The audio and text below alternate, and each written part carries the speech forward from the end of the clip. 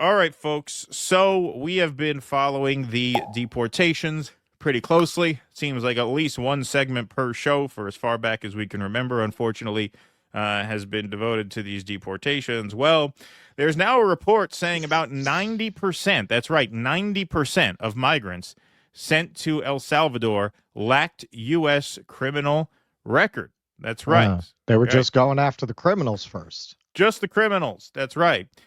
Trump administration officials have described the men deported to El Salvador prisons last month as, quote, the worst of the worst, suggesting they were gang members involved in murder, assault, shall we say, and kidnapping. The reality is that of 238 migrants, mostly Venezuelan, not El Salvadoran, notably, that officials accused of belonging to the Tren de Aragua gang and expelled to the Central American country in mid-March, just a small fraction had ever been charged with serious crimes in the U.S. Hundreds of pages of U.S. legal records and American government statements reviewed by Bloomberg News found 5 men charged with or convicted of felony assault or firearms violations. 3 men were charged with misdemeanors, including harassment and petty theft. 2 others were charged with human smuggling. For the rest of the men, there was no available information showing they committed any crime other than traffic or immigration violations in the United States. So there is a graphic representation of what they're talking about here. No charges found for the overwhelming majority of deportees to El Salvador's torture prison. Now, 60 Minutes did a segment. They did their own investigation, which we'd have loved to have featured, but I can't find the video anywhere, and if I could, they are real copyright pains in the ass. So they do write about it a bit here in the Bloomberg piece. A CBS News investigation found that 3/4 of the men sent to El Salvador couldn't be connected with a U.S. or international criminal record. So not just American criminal record, but any international criminal record. Now, Bloomberg's review of court cases and government statements show there's very little publicly available documentation to support the notion that only violent offenders were sent away. So, Caroline Leave It to Beaver, as we call her here, was asked about this. Or no, this is not here. I'm sorry. This is Bondi herself. Oh, wow, this is Bondi.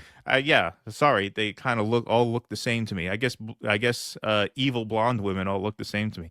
But that is actually Bondi herself. Pardon me. Taking questions about this, and she bails on the interview in short time.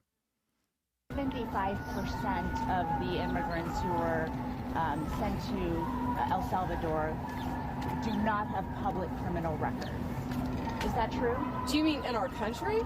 The Venezuelan migrants who were sent to... Okay, well, they're not Venezuelan migrants. They're illegal aliens from Venezuela who should not have been in our country, who are committing the most violent crimes. So if you committed a murder in our country, we're going to keep you here, and we're going to seek the death penalty, and we're going to keep you in prison because our victims' families deserve that.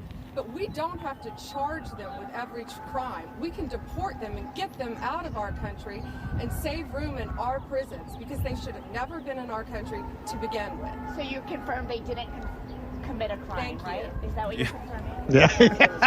Thank you. Yes, that's enough. How many cases of fraud? I'm sorry, man. You can really see by the women that Trump chooses to appoint that his standard is essentially the same standard Fox News has for female anchors. Right. Like blonde and reasonably attractive. Right. Zoftic, stupid, and evil. Those are his 3 criteria. Yes. 75% of the One more time. who were sent to El Salvador do not have public criminal records. Is that true? Do you mean in our country? The Venezuelan migrants. I mean, you tell me. You're the attorney general who's presiding over these deportations. You think you'd be a little better informed than that? Were sent to... Okay, well, they're not Venezuelan migrants. They're illegal aliens from Venezuela who should not have been in our country, who are committing the most violent crimes. So if you committed a murder in our country, we're going to keep you here, and we're going to seek the death penalty, and we're going to keep you in prison because our victims' families deserve that. Okay, so this doesn't even make any sense. She's obviously just scrambling so she doesn't look like an idiot and say nothing. Well, that's another way. They're like Fox News hosts. Like their only job is to go along with whatever the message is of the day. with no regard to facts whatsoever. Well, she just says here, so if they committed a violent crime, we're going to keep him here and give him the death penalty. But I thought the violent criminals are the ones you're sending Right. to El Salvador. She just said 75% according to 60 Minutes, 90% according to Bloomberg, have no criminal record. And so why are they being sent there? Are they being sent there just for immigration violations? Are you sending them to torture prisons for immigration violations? That seems a bit extreme. So no real answers there, which is, of course, why she ultimately bailed. The administration has acknowledged in court that not all the men have criminal records, but say it's only further evidence of the threat that they pose. Heads I win, tails you lose, right? I figured this would be what they would say. Well, they might do something. Right. Well, no, they would say here, it demonstrates that they are terrorists with regard to whom we lack a complete profile. Robert Cerna, the acting field office director of enforcement and removal operations for Immigration and Customs Enforcement, said in a legal filing in the battle over the deportations. So it's heads I win, tails you lose. If you have a criminal record, you have to go to CECOT. If you don't have a criminal record, it's because you're part of such a sophisticated criminal underworld network that you have to go to CECOT. Right? If you're not a witch, you would drown. Right. Yeah, exactly. So here is Donald Trump being asked if he'd be willing to extend these deportations to American citizens who are in prison. Here's what he has to say. The president there said he would be willing to take American citizens in the federal prison population. Is that one of the ideas you're going to be discussing? Well, I love that. If we could take some of our 20-time wise guys that push people into subways and that hit people over the back of the head and that purposely run people over in cars, if he would take them, I'd be honored to give them. I don't know what the law says on that, but I can't imagine the law would say anything different. If they can house these horrible criminals for a lot less money than it costs us, I'm all for it. But I'd only do according to the law. But I have suggested that, why should it stop just at people that cross the border illegally? We have some horrible criminals, American grown and born. See, remember when we said, trust us, it's not going to stop at the criminal immigrants? He's doing it for us. He's saying, well, hey, I don't really see why it has to stop there. Right. Why can't we just send our own there? But I have suggested that, why should it stop just at people that cross the border illegally? We have some horrible criminals, American grown and born. And if we have somebody that bops an old woman over the head, if we have somebody that is in jail 20 times and goes back and shoots people all over the place and then has a bad judge or a bad prosecutor that do nothing about him, all they worry about is politics, they don't worry about that.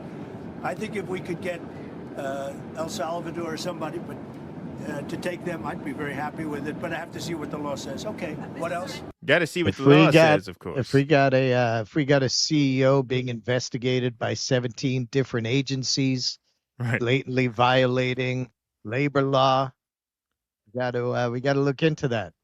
Got to look into that. That's right. Okay, so if you have maybe a Treasury Secretary who conspired to crash the British pound, causing untold suffering to an entire nation just to make a little money, who still brags about it now, maybe those people could go there. Yeah, maybe they have room. We'll charge them extra for those. Charge them extra for the white-collar criminals. Here is Carolyn Leavitt for real this time. I got her confused with Pam Bondi. I mean, they really do look alike. Washington's favorite sugar baby.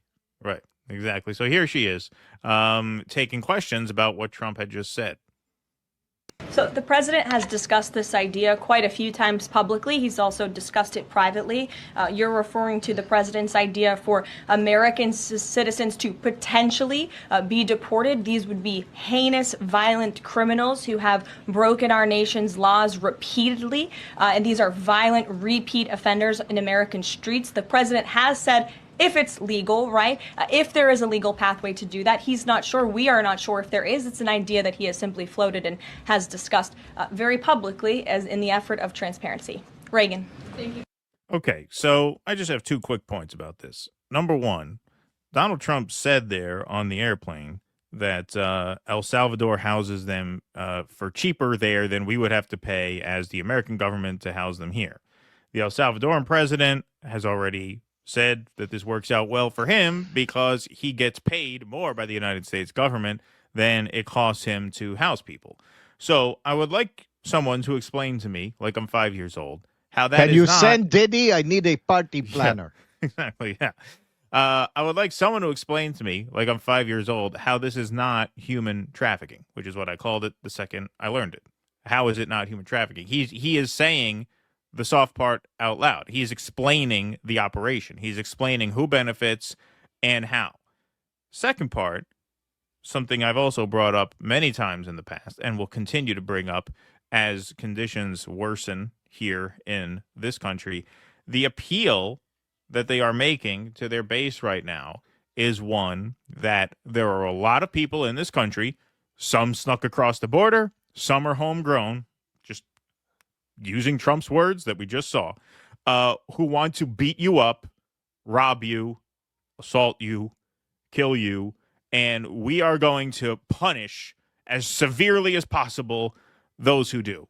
That to me is their main pitch to the public right now. So unless you are a complete paranoid lunatic who cannot leave your house without looking over your shoulder to make sure no one's coming after you, how, if unless you're that personality type, what is in it for you in Trump's second term? What I haven't heard any appeal beyond that.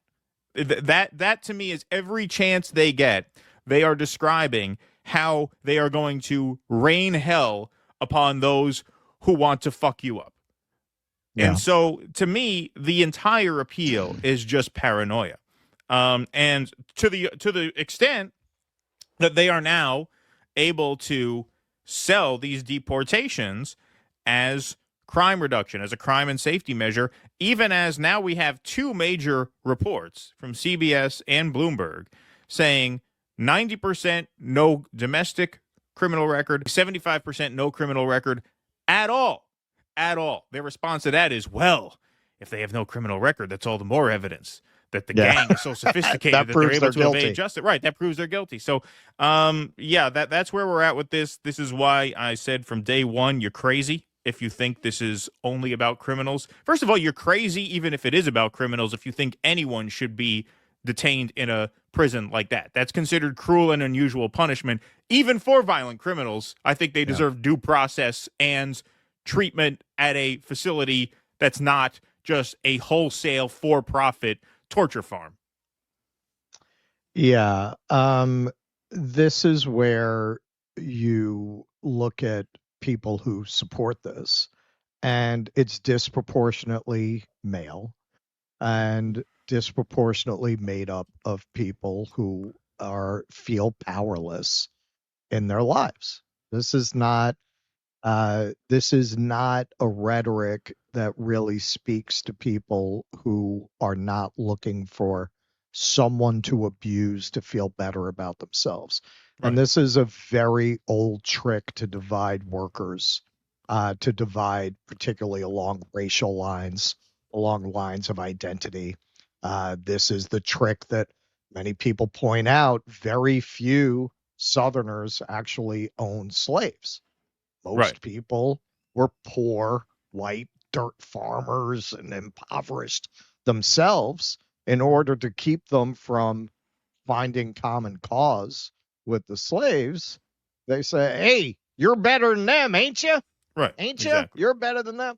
It's the same thing. They're just putting that onto migrants, which is clearly racially coded because many of the same people who celebrate these Michael Bay videos that Bukele puts out of deporting these, now we know for certain, mostly innocent of any crime people.